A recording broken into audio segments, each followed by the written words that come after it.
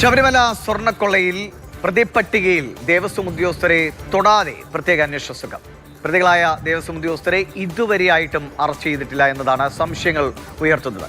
മുരാരി ബാബു അടക്കമുള്ള പ്രതികൾ അന്വേഷണ പരിധിക്ക് ഇപ്പോഴും പുറത്താണ്.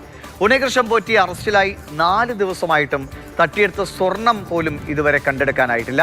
പ്രതിപട്ടികയിലുള്ള കൽപേഷ് ഇപ്പോഴും കാണാമറയത്ത് തന്നെയാണ്. അയാൾക്കായുള്ള അന്വേഷണങ്ങളും നടക്കുന്നുണ്ട്. പക്ഷേ എന്തുകൊണ്ട് കഴിഞ്ഞ കുറച്ച് ദിവസങ്ങൾക്കിടയിൽ പ്രത്യേകിച്ചൊരു ഡെവലപ്മെൻറ്റും ഈ വാർത്തയിൽ ഉണ്ടായിട്ടില്ല, അല്ലെങ്കിൽ ഈ അന്വേഷണത്തിൽ ഉണ്ടായിട്ടില്ല എന്നതാണ് സംശയം ഉണർത്തുന്ന കാര്യം. ആർ അനന്തകൃഷ്ണൻ വിവരങ്ങളുമായി തിരുവനന്തപുരത്ത് നിന്ന് ചേരുന്നുണ്ട്. അനന്തൻ, ഉണ്ണികൃഷ്ണൻ പോറ്റിയെ അറസ്റ്റ് ചെയ്ത് മണിക്കൂറുകൾ നീണ്ട ചോദ്യം ചെയ്യലും അറസ്റ്റുമൊക്കെ വേഗത്തില്ലേ ഇതിൻ്റെ ഒരു ഉത്തരത്തിലേക്ക് പോകാനുള്ള ഒരു ശ്രമമെന്ന ഒരു പ്രതീതി ജനിപ്പിച്ചു. പക്ഷേ അതിനുശേഷം ഇപ്പോൾ പലരും, ഈ പ്രതിപട്ടികയിലുള്ള പലരും പുറത്തുണ്ട്. അവർക്ക് വലിയ സ്വാധീനമുള്ള ആളുകളുണ്ട് എന്നും ഉറപ്പാണ്. അവരിലേക്കൊന്നും അന്വേഷണം പോകുന്നില്ല. ചോദ്യം ചെയ്യാൻ പോലും ഇതുവരെ വിളിപ്പിച്ചിട്ടില്ല എന്നറിയുന്നു. പ്രത്യക്ഷത്തിൽ തന്നെ ഇതുവരെ നമ്മളടക്കം പുറത്തുവിട്ട വാർത്തകളും വിവരങ്ങളും തെളിവുകളും വെച്ചാൽ തന്നെ കൃത്യമായി ചോദ്യം ചെയ്യപ്പെടേണ്ട ആളുകളുണ്ട്. അവരിലേക്കൊന്നും അന്വേഷണ സംഘം പോകുന്നില്ല. എന്താണ് ഈ ഏതെങ്കിലും വിധത്തിൽ ഉണ്ണികൃഷ്ണൻ പോറ്റി എന്ന തലയിൽ മാത്രം ഇത് അവസാനിപ്പിക്കാനുള്ള ശ്രമങ്ങൾ നടക്കുന്നുണ്ടോ? ഈ സ്വർണം വീണ്ടെടുക്കാനുള്ള ശ്രമങ്ങൾ എവിടം വരെ എത്തി? ശബരിമല സ്വർണ്ണക്കൊള്ള വിവാദം ഉയർന്നു വന്നിട്ട് ഏതാണ്ട് 2 മാസമാകുന്നു. ഇതുമായി ബന്ധപ്പെട്ട് SIT അന്വേഷണം പ്രഖ്യാപിച്ചിട്ട് 2 ആഴ്ചയാകുന്നു. പോറ്റി അറസ്റ്റിലായിട്ട് 5 ദിവസമാകുന്നു. കസ്റ്റഡിയിൽ വിട്ടിട്ട് 4 ദിവസമാകുന്നു.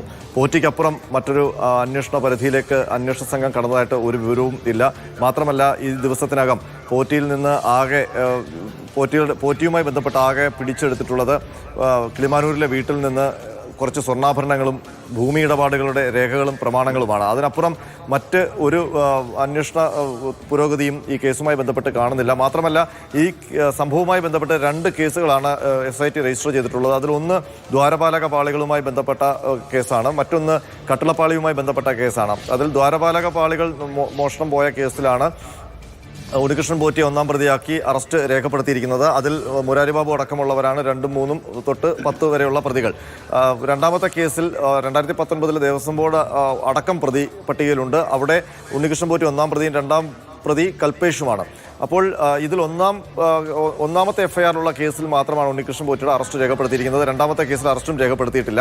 മാത്രമല്ല, ഇതിൽ ഏറ്റവും പ്രധാനപ്പെട്ട പ്രതിസ്ഥാനത്ത് ഉണ്ണികൃഷ്ണൻ പോറ്റി കഴിഞ്ഞാൽ അന്വേഷണ സംഘങ്ങൾ നേരത്തെ ദേവസ്വം വിജിലൻസും അതുപോലെ തന്നെ SITയുടെ ഉണ്ണികൃഷ്ണൻ പോറ്റിയുടെ റിമാൻഡ് റിപ്പോർട്ടിലും നൽകിയിരിക്കുന്ന സൂചന അനുസരിച്ച് മുരാരി ബാബുവാണ് ഏറ്റവും പ്രധാനപ്പെട്ട ഒരാൾ. ആ മുരാരി ബാബു ഇപ്പോഴും അന്വേഷണ പരിധിക്ക് പുറത്താണെന്നാണ് നമുക്ക് മനസ്സിലാക്കാൻ കഴിയുന്നത്. ഇതുവരെ അയാളെ ചോദ്യം ചെയ്യുകയോ അറസ്റ്റ് രേഖപ്പെടുത്തുകയോ ചെയ്തിട്ടില്ല.